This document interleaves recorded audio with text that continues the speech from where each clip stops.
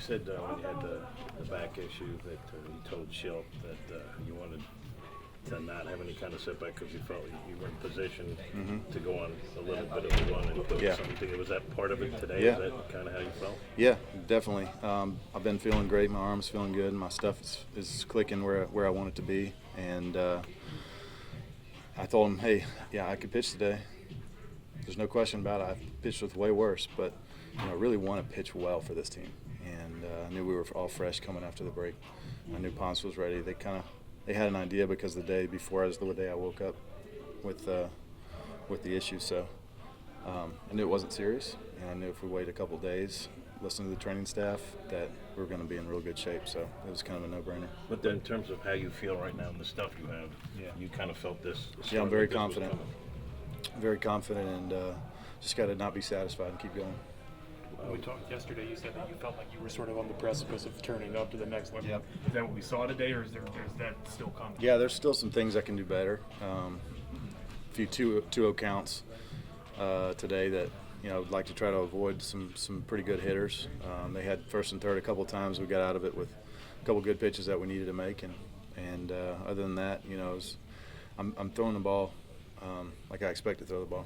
I was pleased with. I hadn't pitched since I don't even know when. Second day in Seattle. It's been a while.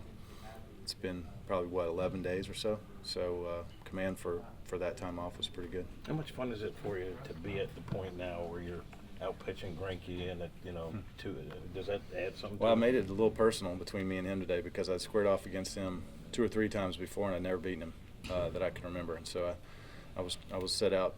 That was my main focus today was winning a game against that team first, but especially against beating Zach because he's such a great competitor, a great pitcher. But I wanted to get him on the list. So list. So the walk was a big deal for you? I mean, No, set up a rally. bad planning, poor planning, too hot to walk. You got 2 bases for doing nothing. You went back to first base. Yeah, too hot to do any of that. It was a home run or nothing should have been the play. But it spurred a rally. You got to take part in things. Yeah, I mean I did it. It's just poor planning. Should have got a hit on. Should have hit a homer on the first pitch maybe. That would have been better planning. And if you hadn't tagged up, you could have just trotted home and goal to get the homer. That's right. See, there you go. You always take a lot of pride. Then I would have been out longer on the field, which would have Yeah. also not been a good idea. Yeah. Now, you weren't on the field long when you dropped down that sack bunt, which moves run over. You always take a lot of pride when you go to the plate and do that.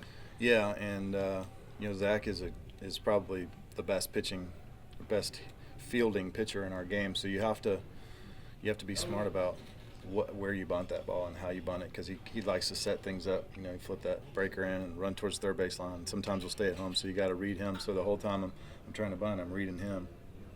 Which way's he going to go? And then last second, change it.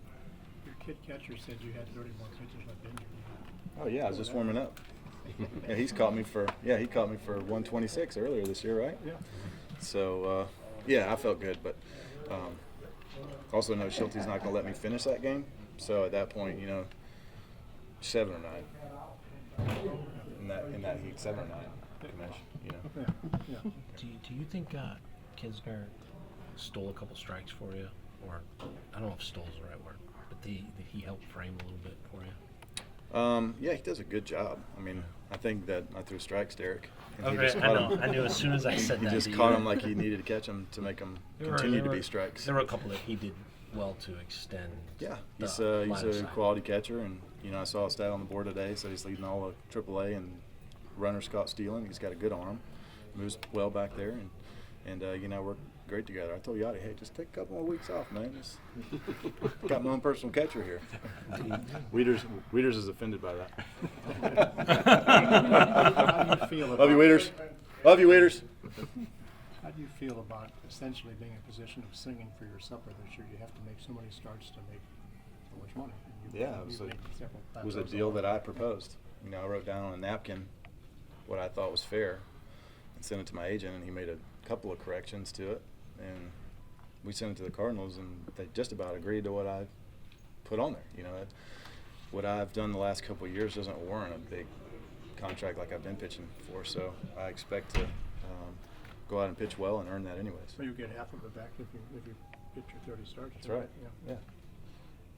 Get what you earn, around here. And Is that last more couple years- motivation for you than anything? Absolutely. Than other I mean, if motivation you what hadn't have? already Yeah, told, yeah. have you already hadn't figured out, I like motivational Yeah, yeah. things.